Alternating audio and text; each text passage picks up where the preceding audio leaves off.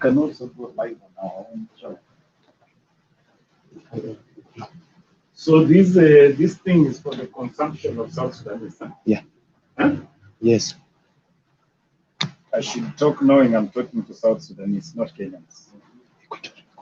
Ndio. Is that the case? Yeah. Huh?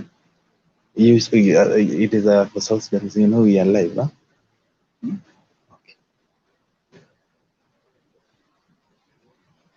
So show me. Okay. So thank you for our viewers who are watching us. We are live from Nairobi, Kenya, and this is Equatorial TV. And we are so much privileged to host Chief Administrative Secretary, that's Honorable Ababuna Mwamba, who is a Chief Administrative Secretary for Ministry of Foreign Affairs. And keeping in mind that South Sudan and Kenya are now free to move, which means Kenya waived what we call the visa to South Sudan. And also yesterday, South Sudan government also wrote to the different airlines based in Juba, informing them that also Kenyans will be moving there freely. So we are here to get more about what is all about waivering of visa to South Sudan, and also South Sudan reciprocating back to Kenya. So we'll be getting more insight or sentiments from Chief Administrative Secretary Honorable Ababuna Mwamba, who is the Chief Administrative Secretary from Minister of Health, Minister of Foreign Affairs. So we are here at his office, and he'll be able to tell us. For those who are watching us live from different countries, both from Australia, I just want to say thank you for joining us. And from guys from Juba, thank you for celebrating Martyr Day, and also celebrating life and death of a famous musician called Mentan or Hard Life. Thank you for watching, and send in your comments whatever questions you wish to answer. We answer from the Kenyan side so that we get to know where are we supposed to go and how are we supposed to move. Now, thank you, Honorable Ababuna Mwamba, for joining us through this interview, and thank you for honoring our invite. So I just want to get clearly, or I wish to know, what is all about Kenya visa waiver to South Sudan, and how will this benefit South Sudan? Specifically now, South Sudan has been earning South Sudan embassy have been earning some taxes through the visa. Will this be, will the embassy be affected, or what will happen? Then business-wide, economically, how will this impact South Sudan and Kenya? Now, South Sudan yesterday reciprocated back to Kenya, giving directives that the airline from Juba should not ask for visa to Kenya, so which means that free movement both here and there. Also, this means that South Sudan has also gone into East African community. How did this came, and how did you start to up to where you are, and which method did you use to ensure that there is free movement both here in Kenya? Thank you. Let me start really by sending a congratulatory message to on my own behalf, on behalf of the Minister of Foreign Affairs, and on behalf of the government of the Republic of Kenya, to the people and the government of South Sudan for having celebrated this month of July the 10th anniversary of the independence of South Sudan. It's amazing that it's already been 10 years ago. It was in July 2011 when I traveled as part of the Kenyan delegation, then as a member of parliament, traveled to Juba as part of the Kenyan delegation to celebrate the independence or the birth of the world's newest member of the global community, South Sudan. And it was a special occasion, really. And to imagine that it's already been 10 years is actually incredible. So to the people of South Sudan, people that I cherish so much, many friends out there in Juba and across South Sudan and across the world, and the government of South Sudan, pongezi sana, congratulations on celebrating your 10th anniversary. Now, even as South Sudan celebrates its 10th anniversary, or the 10th anniversary of its independence, it's important to acknowledge and to celebrate some milestones that have defined these 10 years. since the birth of this beautiful country.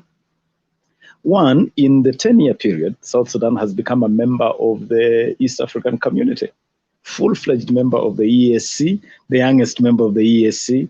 And so South Sudan is part of the family of 6 countries in this region: Kenya, Uganda, Tanzania, Rwanda, Burundi, and now South Sudan. We now together in the East African Community. And the spirit of the East African communities is really about free movement of people, of goods, of services. East Africa is about shared prosperity, that whatever happens in Nairobi affects Juba, what happens in Juba affects Kigali or affects Dar es Salaam or Bujumbura or Kampala, and that it's important for us to sync our operations, our programs. It is important for us to share the prosperity of our region, to work together on issues of stability and issues of growth, development, and prosperity generally. And it is in that context that we have allowed, or we have taken the step to remove all travel restrictions between Nairobi and Juba. And to signify this, we have abolished visa requirements. And if you want to travel to South Sudan, or you want to come to Kenya, all you need is to do a simple process of notification to the embassy, and then you will be allowed to access these 2 countries.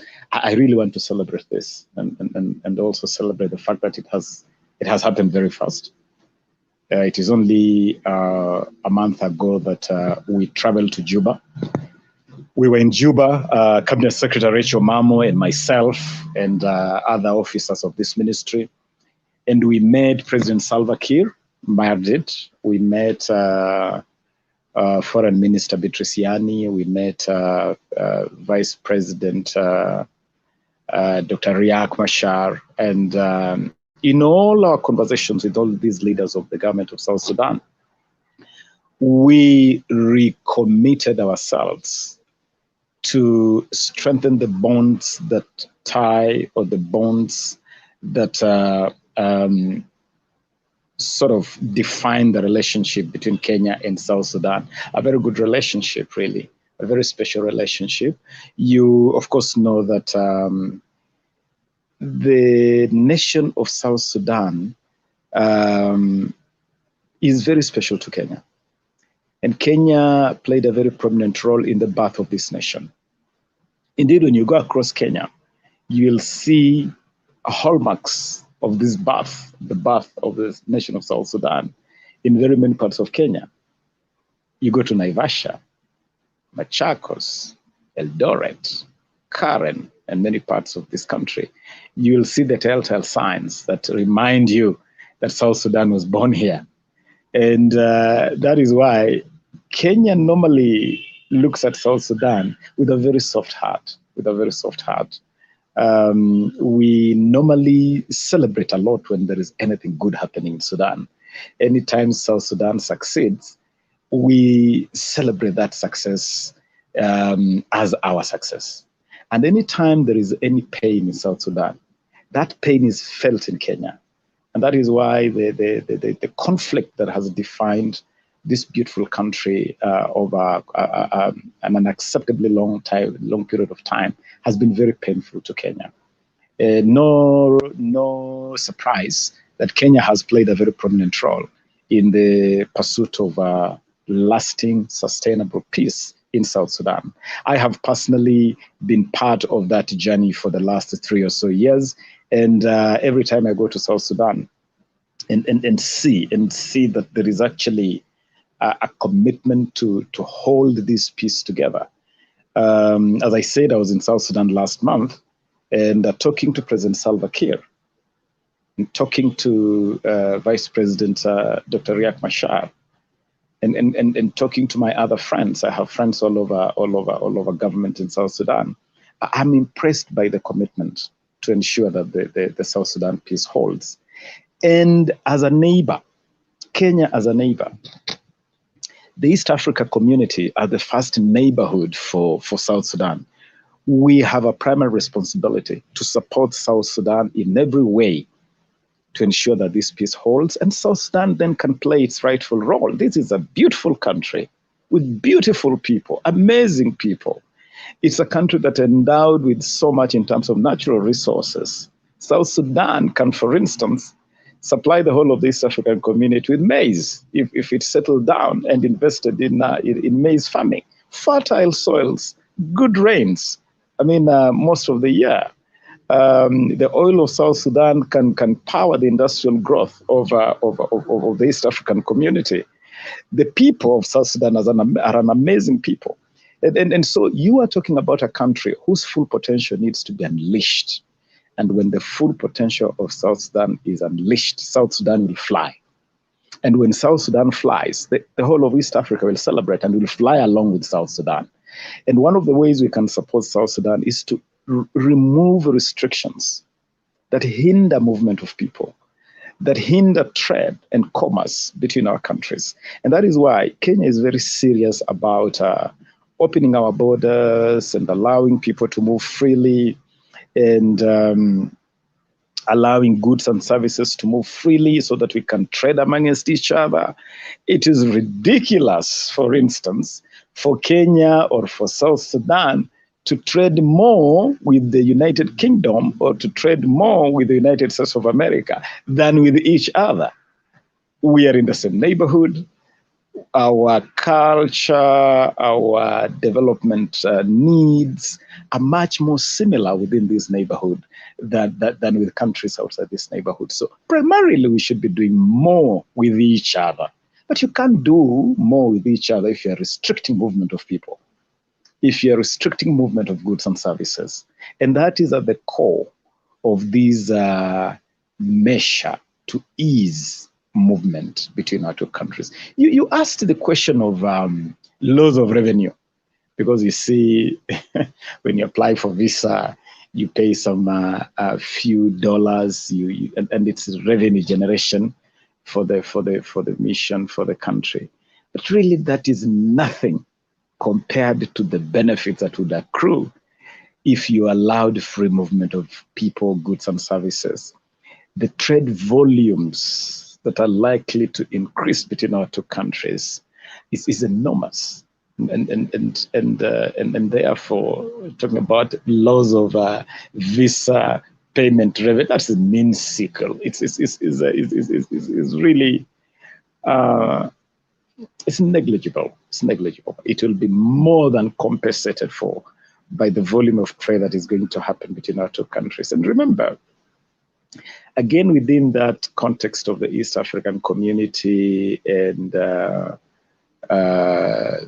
African infrastructure program that is intended to open up this continent, we are building roads to connect our capitals. There is this road from Lodwar to Nadapal, all the way to Nakadok, and this road is supposed to go all the way to Juba to connect Kenya to South Sudan.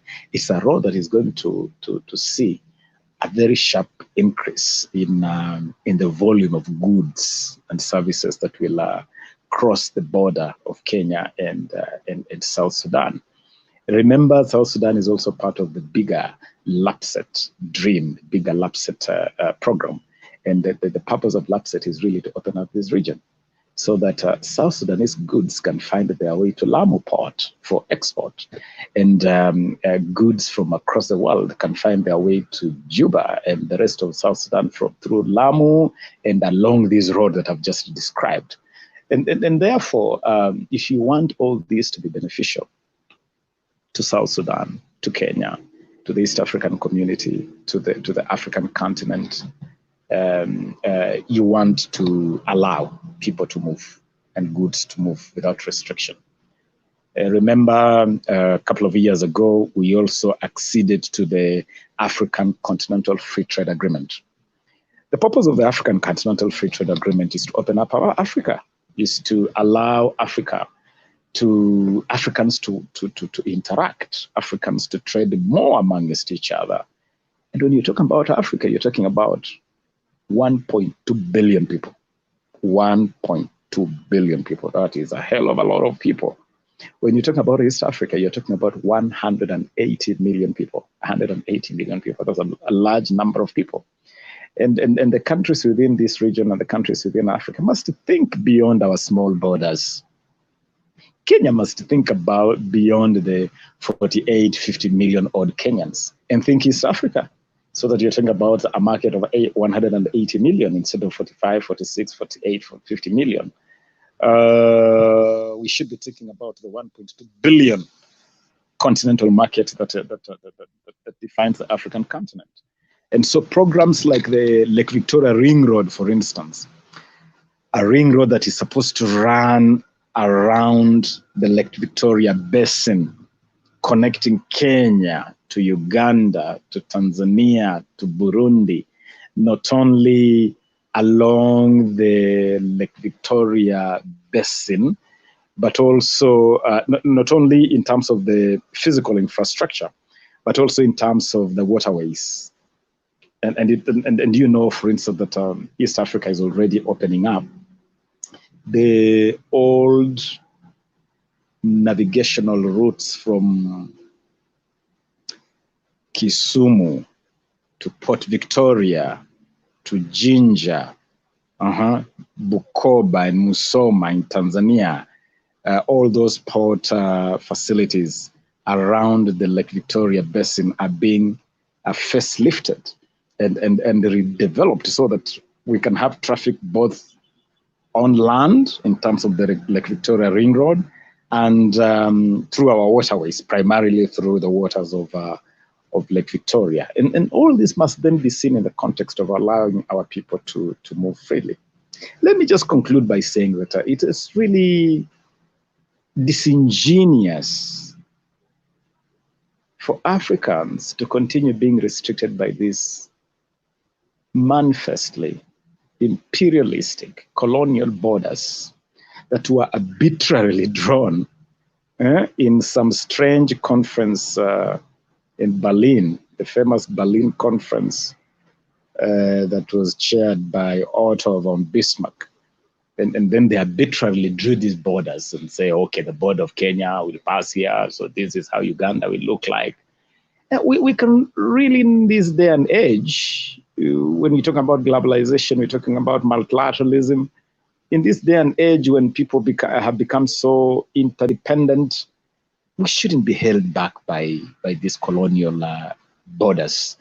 We should fling open the doors to our countries so that we allow our people to interact, do business together, share prosperity, lift each other up. Because at the end of the day, as one of the famous sons of Africa, Kwame Nkrumah of Ghana, loved to say, if you want to go very fast, you walk alone. But if you want to go very far, you walk with others. If Africa wants to go far, Africa must walk together. From the south to the north, the east to the west, Africa must work together. And the first critical step in Africa working together is removing restrictions on the movement of our people, our goods, and our services. That's the essence of the removal of visa requirements for travelers between Nairobi and Juba, between Kenya and South Sudan. Indeed, for our viewers, Honorable Ababu Namwamba is very young and energetic, full of wisdom. Honorable, I had some interviews, and whatever you say comes in common with those various leaders I've met. For instance, I met with the ambassador and said South Sudan is a land of prosperity and it can go far if they settle down. Now, let's look at this angle now. Yesterday, I had a certain interview that one of the participants who involved in a peace agreement in Naivasha, and the same statement you've issued is what was issued yesterday. Now, let's look at this perspective whereby South Sudan is now opportunity to them and to Kenyans. And now let's look at insecurity and what we call economically. Specifically, they are in worry, or they might be in worry that when Kenyans go there, they might take everything. Let me use those words in quotes. And also they are saying coming in Kenya, it looks a bit harder and tougher when it comes to business environment. What is your take on that? Let me make 2 quick points. Point number 1 is that anybody planning to come to Kenya, be assured that Kenya is secure, Kenya is safe, Kenya is welcoming. We value our neighbors, we value the world. It is not by coincidence, it's not accidental that Kenya sits on the African Union Peace and Security Council. We've just shared the Peace and Security Council of the African Union the other day. It is not accidental that Kenya sits today on the UN Security Council. We will be chairing the UN Security Council from the month of October, for the month of October this year. These are global responsibilities. These are major regional responsibilities. And we see ourselves as an anchor state, but we also see ourselves as a good neighbor. And that is why you go to Somalia and you'll find that the state reconstruction in Somalia heavily owes Kenya a lot. We have contributed to that. South Sudan, we have contributed to that. You go to Uganda, you go to Burundi. We are always available to our neighbors. We are always available to the world. We have contributed troops to Yemen, to Afghanistan, to Liberia, to Sierra Leone, we have been there for DR Congo. When DR Congo made the major historic democratic transition a couple of years ago, it was only President Uhuru Kenyatta, of all world leaders, who were in Kinshasa to witness the swearing of President Etienne Tshisekedi. And so Kenya is a country really that not only talks the talk, but walks the walk. We talk the talk of being there and we walk the walk. We are always there for our friends, for our neighbors, for the world. And so if you're in South Sudan, you want to come do business in Kenya, come. Our doors are open to you. And remember, there are many South Sudanese here in Kenya already. Many South Sudanese live here. They own property in Kenya. Their children go to school in Kenya. My own children go to school with South Sudanese children. The South Sudanese live in our neighborhoods. So South Sudan and Kenya, we are one people. Don't be afraid at all. Now, the second point I wanted to make is that we are working closely with the people of South Sudan, and we have always done this since the days of the CPA, CPA meaning the Comprehensive Peace Agreement, to support the efforts to put South Sudan on a very firm trajectory of peace, security, stability, and prosperity. And in that mission, we have been relentless, whether through the IGAD framework, we are both members of IGAD, or the African Union, or the United Nations Security, the United Nations generally. And we'll continue to do that. We support the efforts to secure peace and security in South Sudan. And I want to remind our friends in South Sudan that peace, security, and stability will be the biggest pull, the magnet that will pull in investors. Investment is very security sensitive. Investment is very safety sensitive. And investment avoids places that are unstable or volatile.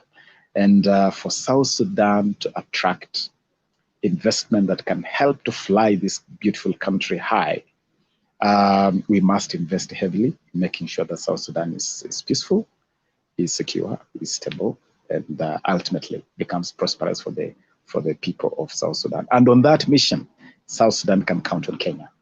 South Sudan knows, and we reiterated this while in Juba last month. We reiterated this when we met Foreign Minister Beatrice Wani, Vice President Riek, and President Salva Kiir, that Kenya is available to South Sudan.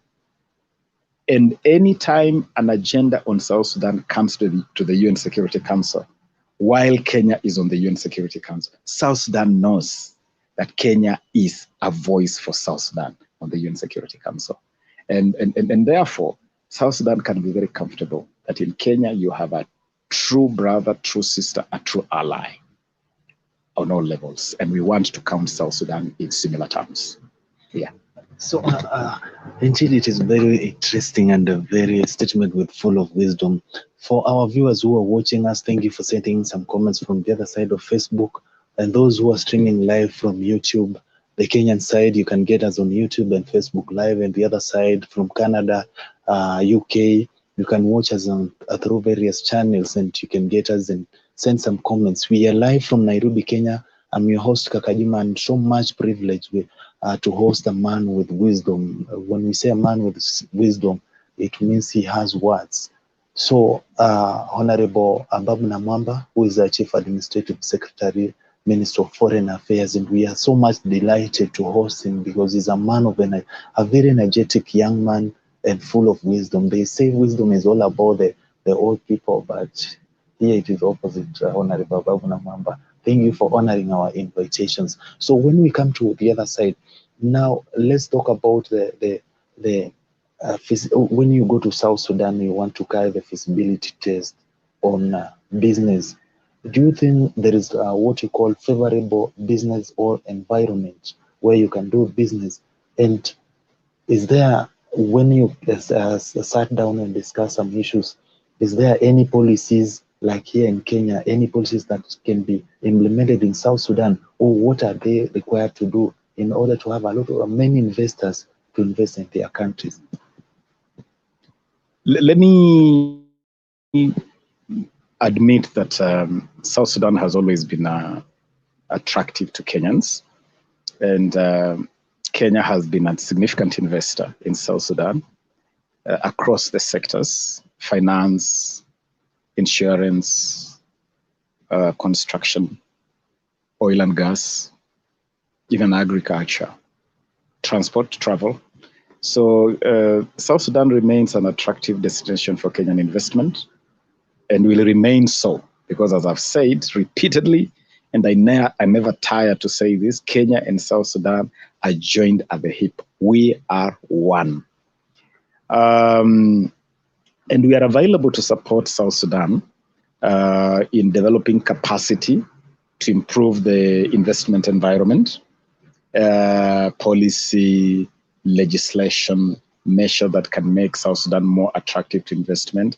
We are more than willing to share our experiences and our expertise with South Sudan. But primarily, as I've already said, it rests upon the government and the people of South Sudan to invest in security and stability, because investment is very sensitive and avoids scenario or environment of insecurity, instability, or volatility of any kind. And so we want to support South Sudan fully in the pursuit of a stable environment, security, peace. And we also want to encourage the government of South Sudan to see Kenya really for who we are. We are a brother, a sister, a true ally. And so anytime a Kenyan is in South Sudan, that Kenyan should be treated as an ally, as a friend, as a partner, because Kenyans have always wanted the best for South Sudan. And we impress upon the government of South Sudan to embrace Kenyans, to support Kenyans in their various pursuits, whether they are there for investment or trade or work. Support Kenyans the same way we do with South Sudan nationals here in Kenya. Yeah. So thank you so much, Honorable Babu. Let's talk now about the issues concerning border conflict and the currency. For instance, East African community of late, they have been agitating for one common currency and also border conflict.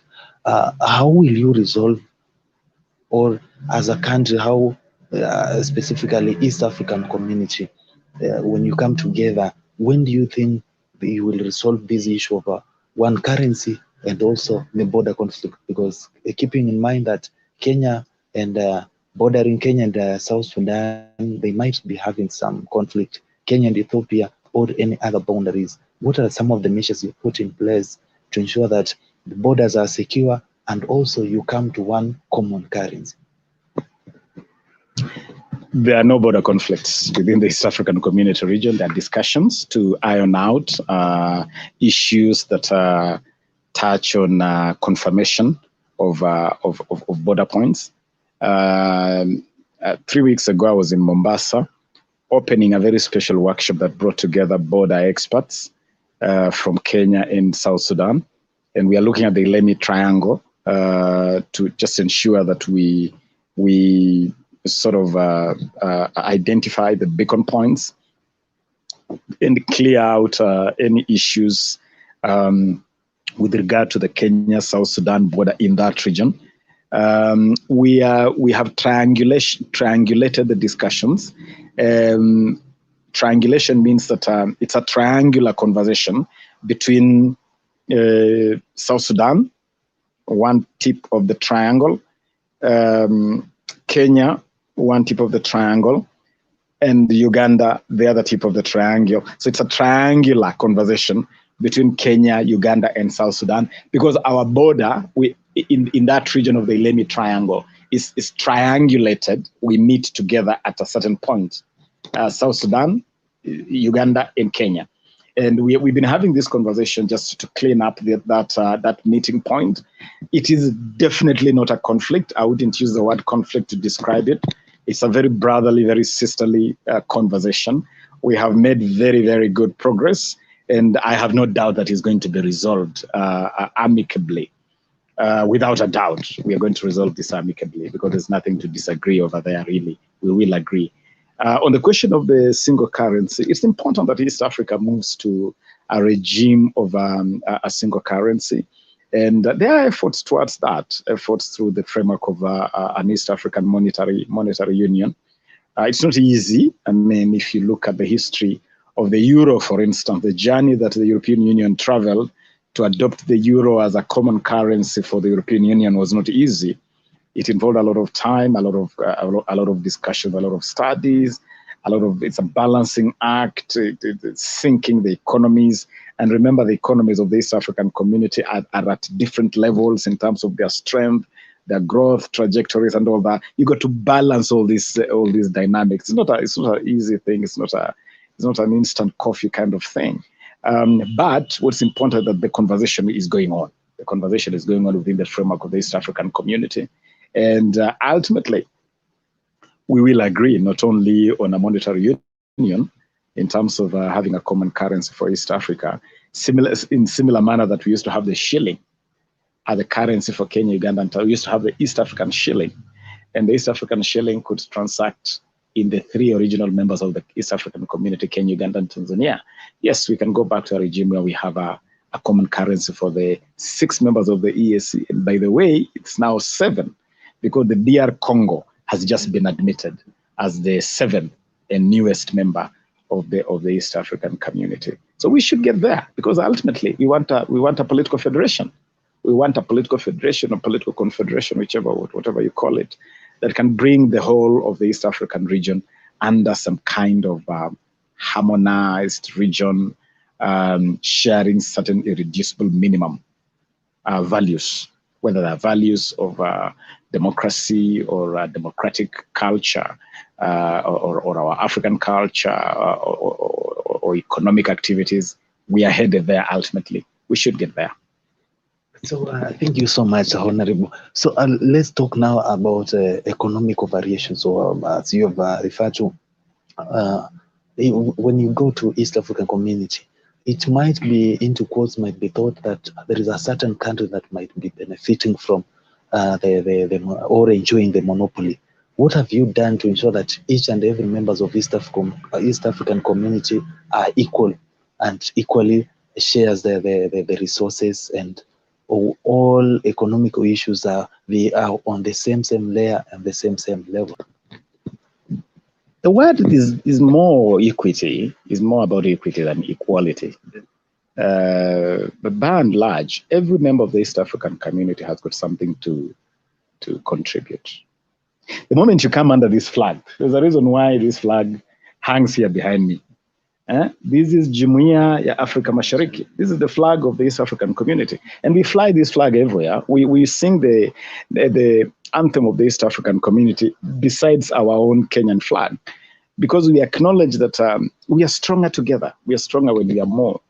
And with the coming in of the DRC now, 7 members, population now rising to over 200 million people, that is an incredible framework for us to do more together, trade more within a bigger market.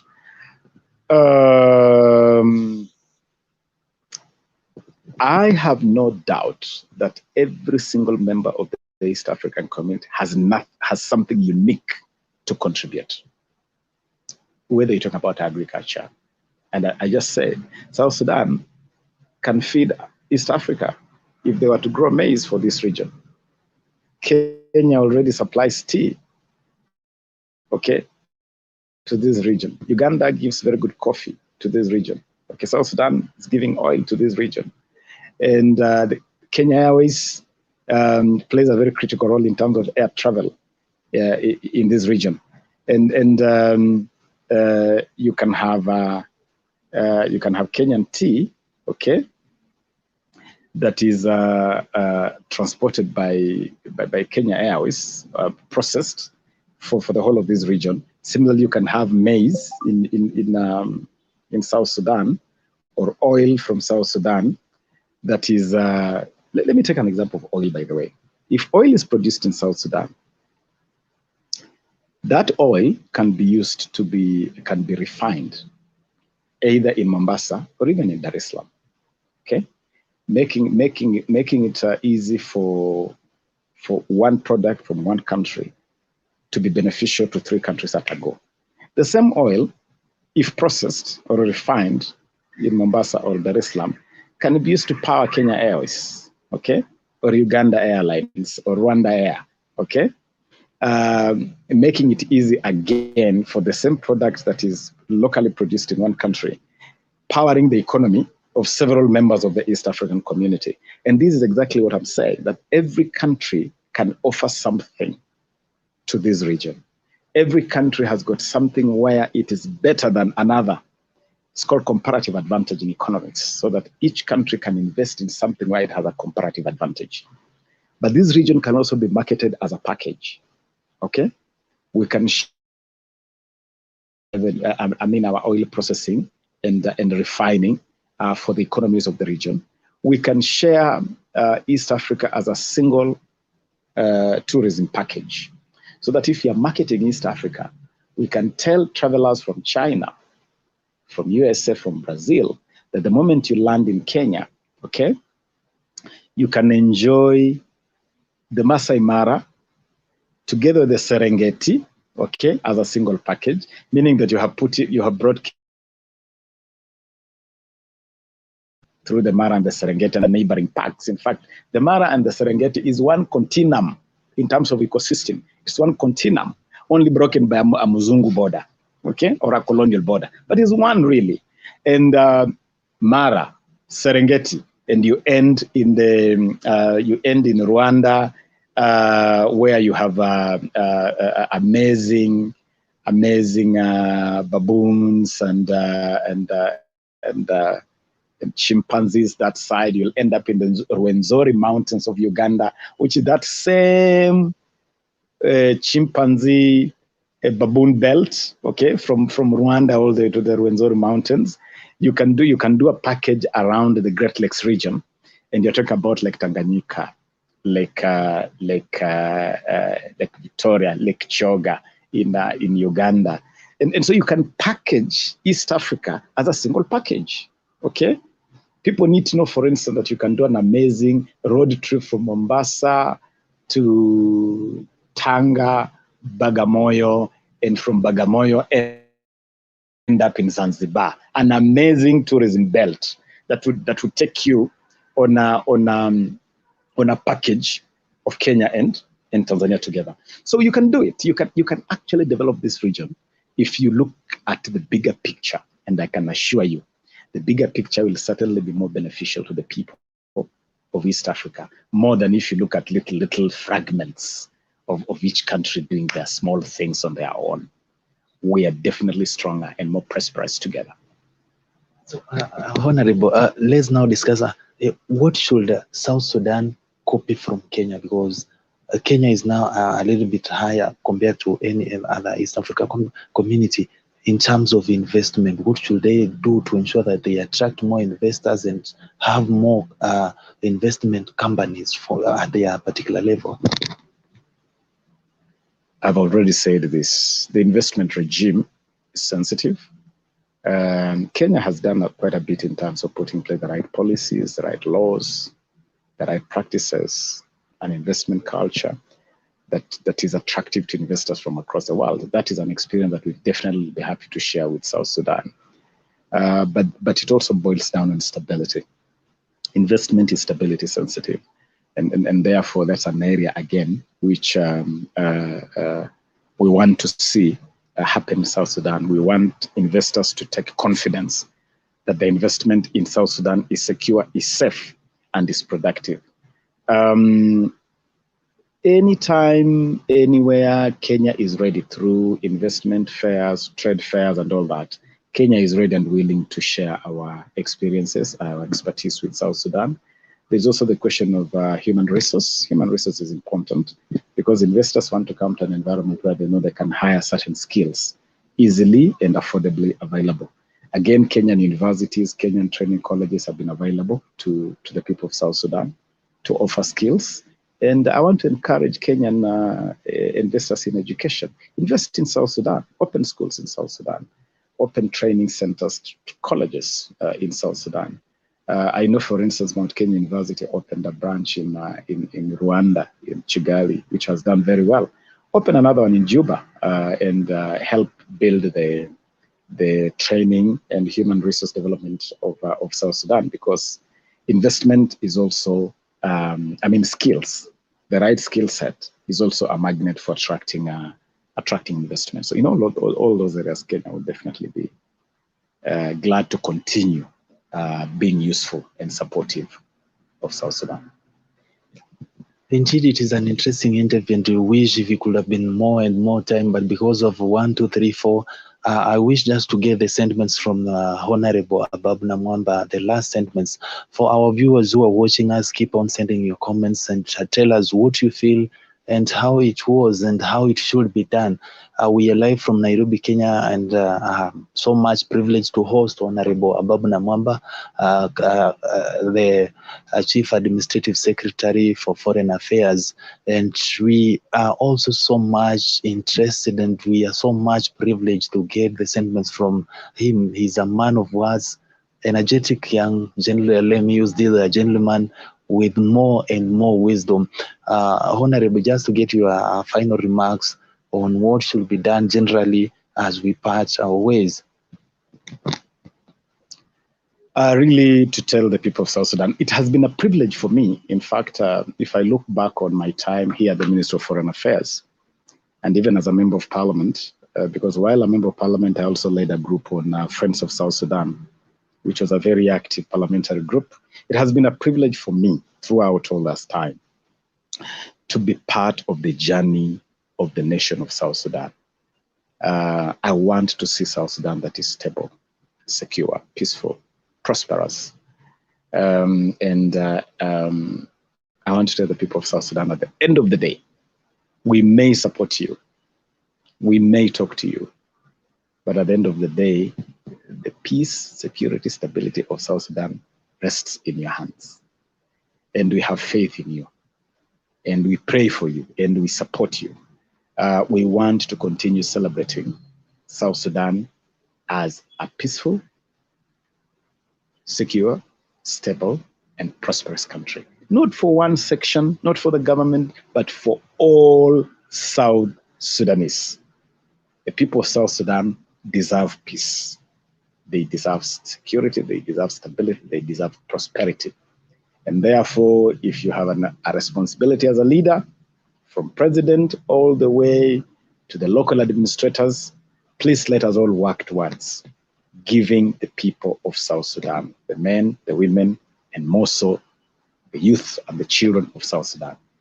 Give them peace, security, stability, prosperity. Give them hope for a better today, a better tomorrow. Thank you. So, Honorable, just before we depart, today South Sudan is celebrating Martyr Day, the day where various South Sudan was struggling with the fight in order to get their independence. What is your message to them, and also wish them a happy Martyr Day? Well, let me sign off with a message of Happy Martyr Day to the people of South Sudan. South Sudan has had many heroes of the liberation struggle, heroes of the effort to make sure that we even have the nation of South Sudan. And let us not make their sacrifice go in vain. The blood they shed, the lives they gave up for South Sudan should not go in vain. And the best gift we can give them, these martyrs, is to invest heavily in a peaceful, secure, stable, prosperous South Sudan. Let us make South Sudan stable, and we'll have given these martyrs, these heroes, the dream they had for South Sudan. Thank you very much. Asante Nisan. And by the way, let me say that I'm very glad to be speaking on a South Sudanese TV, Equatoria TV.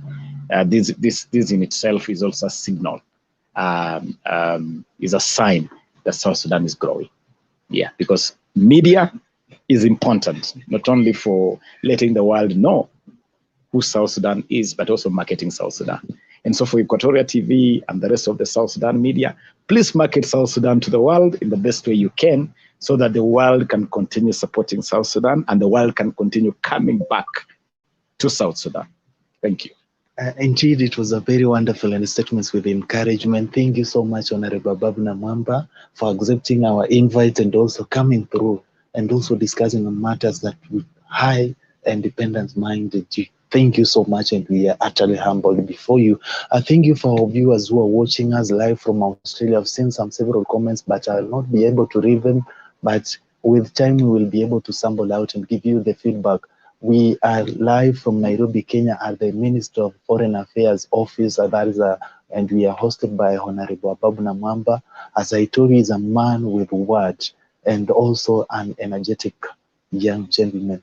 Thank you so much for our viewers who have been watching, both from Australia, Canada, UK, and any other parts of the world. That's from Somalia and also Juba itself, Kenya here. For those who have been streaming live, just to tell Mheshimiwa Honorable Babna Mwamba, there is a guy called Engineer Utipi, say a while before we came live, he said that I greet you and tell you thank you for what you're doing.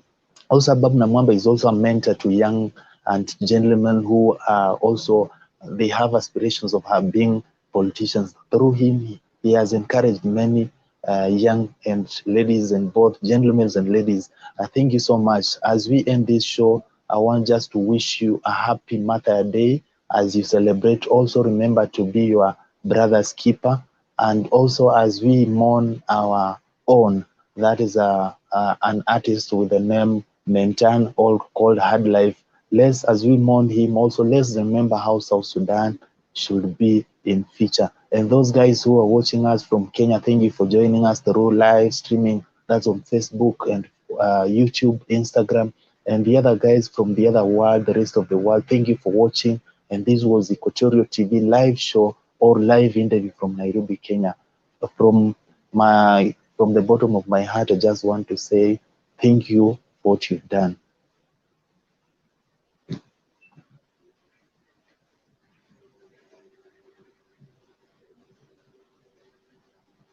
Have you taken shots of this?